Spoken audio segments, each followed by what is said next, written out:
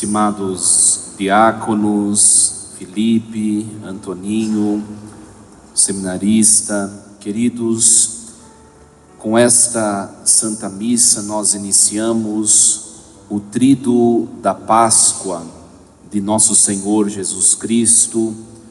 Assim se encerra esse tempo tão bonito que nós vivemos, que foi a Quaresma, e iniciamos o Tríduo da Páscoa, onde de maneira muito pelos detalhes nós viveremos e saborearemos cada mistério desse trajeto de Jesus rumo à ressurreição. Nesta missa, a Igreja faz o memorial da instituição de 2 sacramentos. Aliás, é importante que nós saibamos que foi no mistério pascal, ou seja, no mistério da paixão, morte e ressurreição de Jesus, que os 7 sacramentos foram instituídos por nosso Senhor Jesus Cristo. E nesta Eucaristia, ou seja, no mistério da ceia do Senhor, é que nós vemos 2 dos sacramentos serem instituídos. O sacramento da Eucaristia, quando Jesus se assenta à mesa com os 12 apóstolos e ele institui aquilo que virá a ser a Eucaristia. E também o sacramento da ordem. Jesus institui nessa noite, impondo as mãos sobre os apóstolos, institui o sacerdócio ministerial, ou seja, ele transmite o seu poder sacerdotal para aqueles 12 homens que deverão, depois que Jesus morrer, ressuscitar e subir aos céus, transmitir a outros, que transmitirão a outros, e que farão com que esse poder chegue até o fim dos tempos. E nós, membros da Igreja única de Cristo, nós podemos contemplar na nossa prática de fé o exercício desse ministério, não é? O ministério sacerdotal, a sucessão apostólica que não se quebra, né? De 2000 anos de cristianismo, a Igreja, ao longo dos séculos, por meio do sacramento da ordem, da imposição das mãos, transmite o poder sacerdotal de Cristo. É claro que o sacramento da ordem é constituído de 3 graus, né? O primeiro deles é o grau do diaconado. Também nessa Eucaristia nós celebramos o rito de lava-pés. O diácono não é sacerdote. Quem é sacerdote é o bispo e o presbítero. O diácono, ele está exercendo o seu ministério em função do sacerdócio ministerial, né? É um ministério de serviço, não é? Então, é uma missa muito bonita que nós rememoramos tudo isso que aconteceu na última ceia, não é? Muito bem, nós fazemos memória também nesta liturgia da libertação da escravidão do Egito.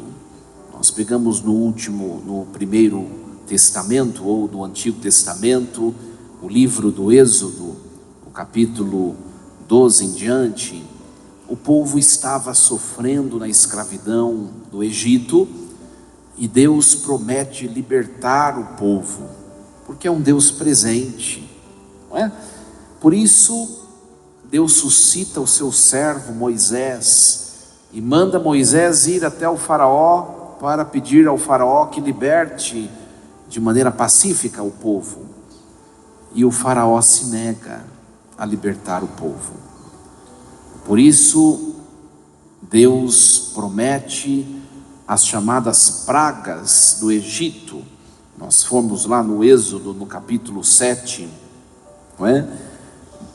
Lá nós vemos que acontece a primeira praga, O que acontece? O rio Nilo se transforma em sangue e todos os rios que irrigavam o Egito se transformam em sangue.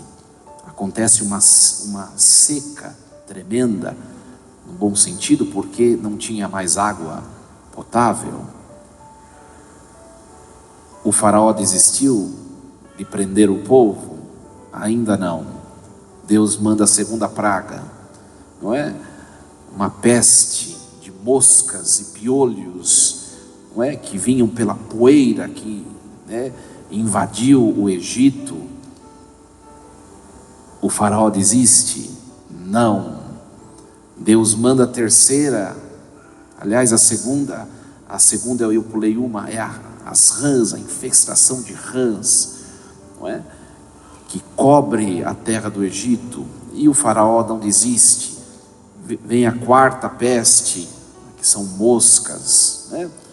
O Êxodo capítulo 8, a quinta peste, a quinta peste, a morte dos animais que habitavam o Egito. A sexta peste, o povo contrai uma alergia tremenda e úlceras aparecem nas pessoas.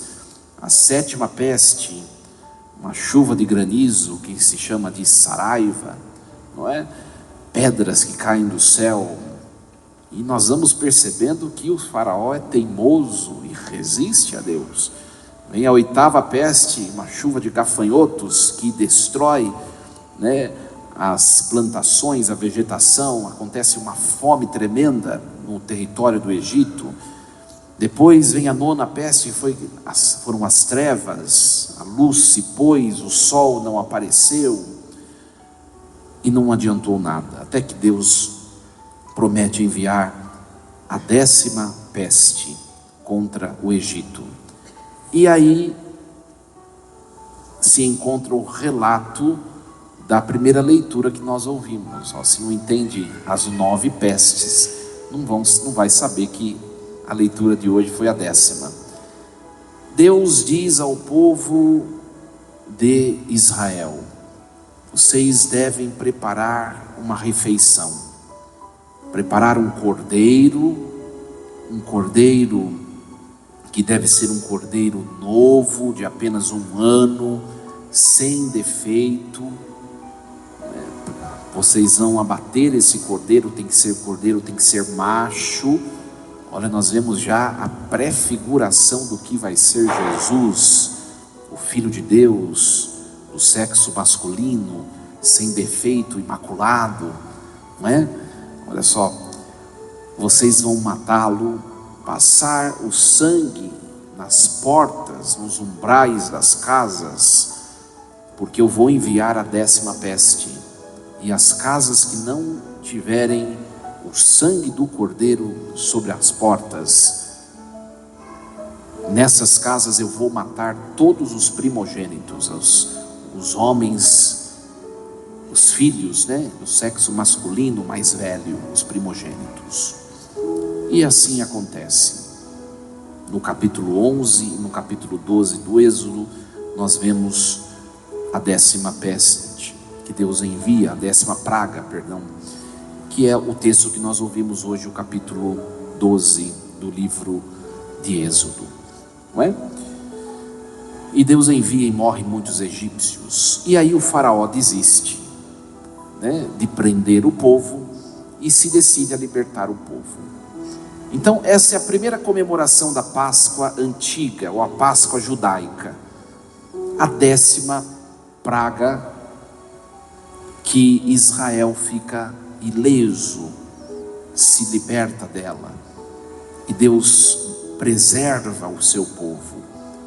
Também o segundo sentido da Páscoa judaica é a comemoração não só do sair livre desta praga, mas do sair do Egito. O faraó permite o povo ir embora, só que nós vemos no capítulo 14 e 15 que depois ele desiste e manda a guarda ir atrás do povo para trazer o povo de volta. Foi quando o povo passa a pé enxuto pelo Mar Vermelho e os egípcios morrem. Essa é a festa da Páscoa judaica, a libertação da escravidão, né? E a saúde diante de uma praga que Deus mandou aos egípcios. Pois é, o povo de Israel, esse fato histórico foi tão importante que eles comemoravam todos os anos esse acontecimento, a liberdade. É o que se chama de ceia judaica, não é? E Jesus, como um bom judeu, antes de entregar a sua vida no alto da cruz, no alto do Calvário, Jesus celebra essa festa, a festa da Páscoa. No banquete da Páscoa judaica, que é a comemoração da fuga do Egito, tinham na mesa, havia 5 taças. Uma delas ninguém devia tomar, ninguém devia mexer. E sobre essa eu vou falar amanhã, às 15 horas, é o próximo capítulo. As outras 4, o povo tomava, não é?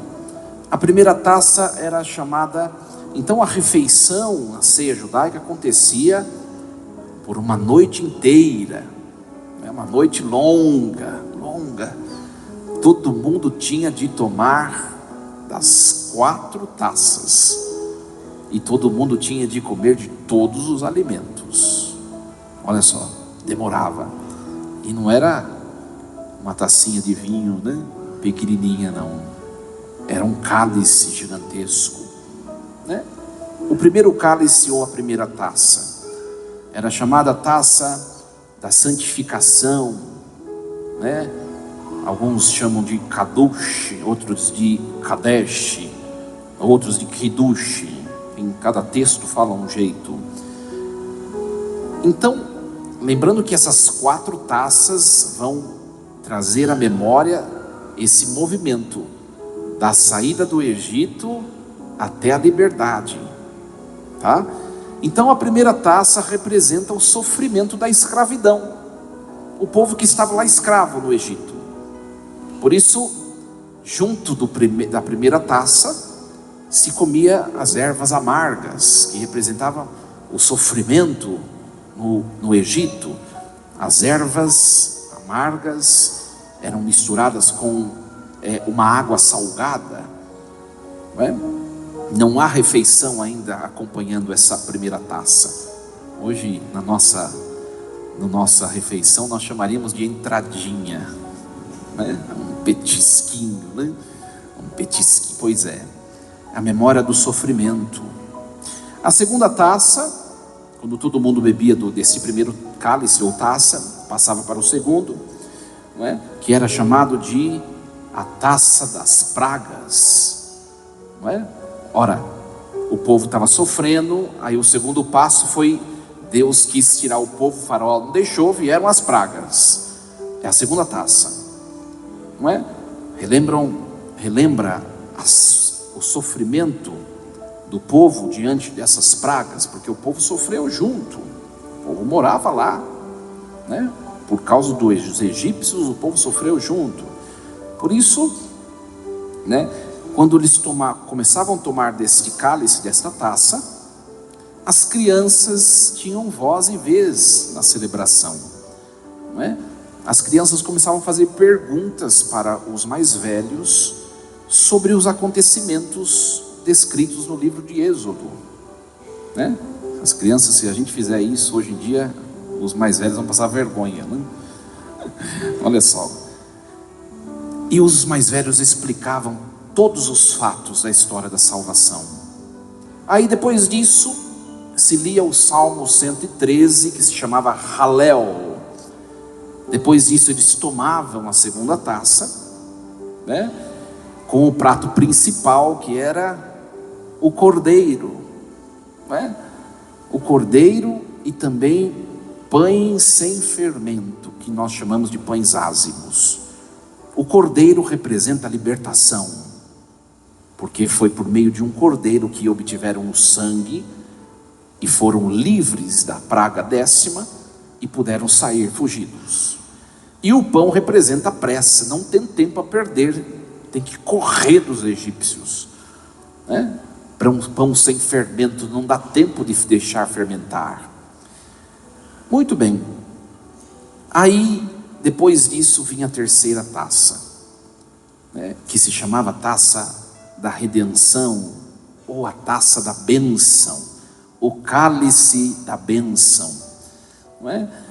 Então, ora, a primeira taça, ou cálice, a escravidão. A segunda, as pragas. Depois das pragas, o povo foge, não é? Então, a taça da bênção, o cálice da bênção, é o cálice da liberdade, da alegria, né, da euforia. É o cálice da bênção. O povo que atravessa o Mar Vermelho alegre, porque se livrou do Egito, né? É exatamente neste momento de começar a tomar do terceiro cálice, ou da terceira taça, que Jesus institui a Eucaristia. É com esta taça, a taça ou o cálice da alegria, da bênção, não mais rememorar o sofrimento e viver no sofrimento, mas agora comemorar a libertação do sofrimento, não é? Por isso que com esta taça, com esse cálice terceiro, que é o cálice da bênção, assim chamado pelos judeus, se institui a Eucaristia. E por isso que o rito ali instituído por Jesus se vai chamar Eucaristia, que significa ação de graças, não é? Eucaristia, do grego, significa ação de graças. Foi numa taça de vibração, de alegria, que Jesus institui para nós e celebra com os apóstolos a Santa Missa. Olha que interessante. Aqui uma reflexão para nós, porque hoje em dia muita gente tem pervertido o significado da missa. Jesus não instituiu a missa na primeira taça, a taça da privação, do sofrimento, da escravidão, da amargura, das ervas amargas. Foi na terceira, a taça da alegria. Celebrar a Eucaristia, celebrar a alegria, né? Não é celebrar, como muitos estão a dizer hoje em dia, né, numa teologia muito, né, obsoleta, o Calvário. O Calvário já foi de uma vez por todas, diz a carta aos Hebreus. Nós agora somos já acometidos pelos frutos do sacrifício de Cristo. Ele já sofreu de uma vez por todas para que nós não sofrêssemos. Alegria, ação de graças, não é? E aí o que acontece? Eles tomam deste cálice, não é? Depois em seguida eles cantam vários salmos. O Salmo 114, 115, 116, 117, não é? 118, 117 nós vamos cantar na vigília, não é? Dai graças ao Senhor, porque eterna é a sua misericórdia. E é muito interessante que no Evangelho de Marcos, no capítulo 14, versículo 16, Marcos diz assim, né? Depois de Jesus com os apóstolos cantarem os salmos, neste momento, eles saíram para o Monte das Oliveiras. Olha só, Jesus não tomou na refeição do quarto cálice, porque depois dos salmos eles saíram para o Monte das Oliveiras. A última frase de Jesus na mesa, uma frase que nós conhecemos bem, Marcos 14, 25, já não bebereis do fruto da videira até que se beba de novo no reino de Deus. Não é agora, ou seja, esta ceia, este quarto cálice vai ficar para trás, porque agora Jesus vai instituir um novo modo de tomar esse cálice. Por isso que ele vai no Monte das Oliveiras com os seus apóstolos, não é? Nós vemos no profeta Isaías 51, 17, a taça do sofrimento da ira de Deus. Jeremias também fala isso na sua profecia, no capítulo 25, versículo 15: o vinho da ira, o castigo dos pecadores será tomado. Então Jesus, no Monte das Oliveiras, ele diz, quando ele sua sangue: Pai, se este cálice não pode passar sem que eu o beba, seja feita a tua vontade. O quarto cálice não é mais aquele da ceia judaica, mas será a cruz salvadora de Jesus nosso Senhor. E é verdade, a quarta taça, o quarto cálice, era chamado o cálice da consumação. Por isso que Jesus, no alto da cruz, é como se ele dissesse assim: agora eu estou bebendo do quarto cálice, e é este o quarto cálice perfeito, não mais da antiga religião, mas este é o quarto cálice perfeito. Por isso que ele diz no Evangelho de João 19:30: aqui é o cálice da consumação, tudo está consumado. Olha só, e nós vemos que os apóstolos que seguiram Jesus e foram para o Monte das Oliveiras, os apóstolos também não tomaram do quarto cálice. Todos eles beberam do mesmo quarto cálice que Cristo. Todos eles foram martirizados. O primeiro foi Tiago, e depois todos eles. Até João passou por esse cálice na solidão na ilha de Patmos, quando foi exilado. É uma reflexão para nós também, que bebemos na nossa vida dos terceiros cálices, ou seja, dos cálices da bênção, da alegria. E isso é projeto de Deus, é um trajeto, mas a vida também faz parte.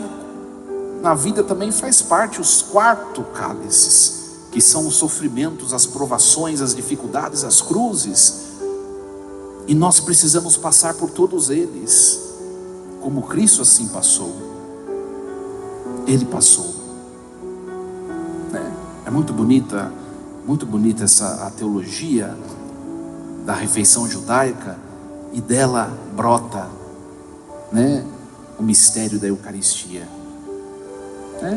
Então, minha gente, nós vemos aqui, neste mistério, de passar do cálice da bênção para o cálice do sofrimento, é que Jesus institui o sacramento da ordem. Os seus apóstolos devem ser sinal, deve ser outro Cristo no mundo. Por isso que Jesus os faz sacerdotes. Por isso que a nossa religião é a religião do quarto cálice, é a religião do crucificado, é o cálice da vitória, é o cálice da libertação. É muito interessante que nós vemos aqui no relato agora da última ceia. Jesus, ele estava com uma veste, diz o Evangelho, e era chamada essa veste quiton. Era a veste que os sacerdotes usavam para, uma vez por ano, entrar lá nos Santos dos Santos, para oferecer o sacrifício para a remissão dos pecados. Jesus, é interessante, ele tira essa veste, não é? Ele amarra um avental. Olha só, nós vemos na última ceia os sinais dos 3 graus da ordem. O quiton, a veste por cima, é a veste do sacerdote. Ele tira, ele se cinge com um avental, que é a veste diaconal.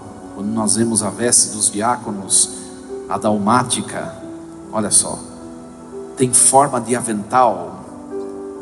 Aí Jesus lava os pés dos apóstolos, como um sinal de serviço.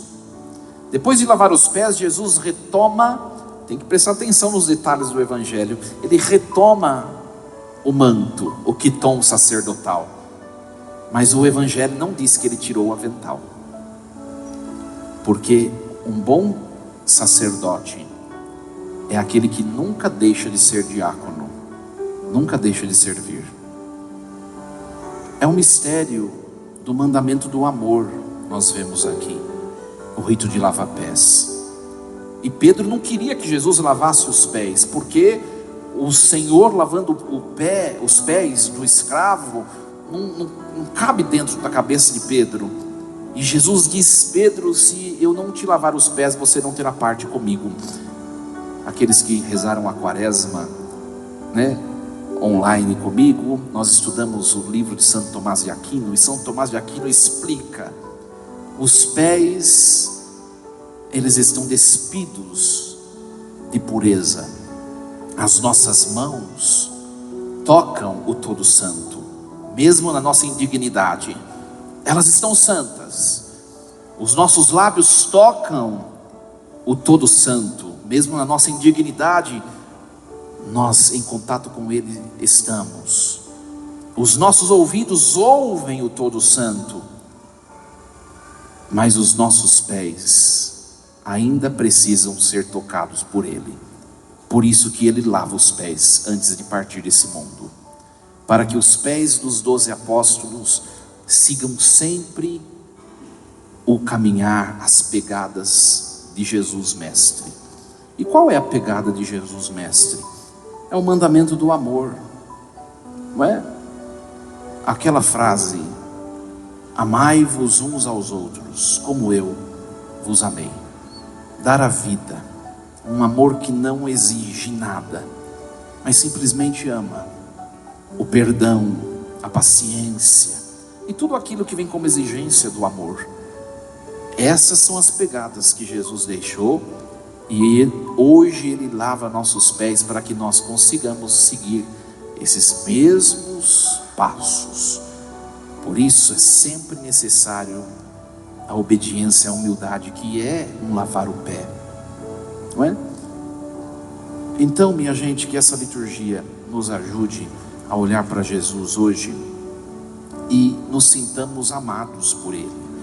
Hoje o padre vai lavar os pés de 12 pessoas, não é? Mas nessas 12 pessoas que representam os apóstolos, nas 12 estamos nós, todos nós aqui. Se fosse possível, o rito deveria ser realizado por todos, em todos. Nós somos nessa missa tocados os nossos pés, que nós nos reorientemos a seguir os passos de Jesus. Esse mistério tão excelso. E a instituição da ordem, para terminar, não é?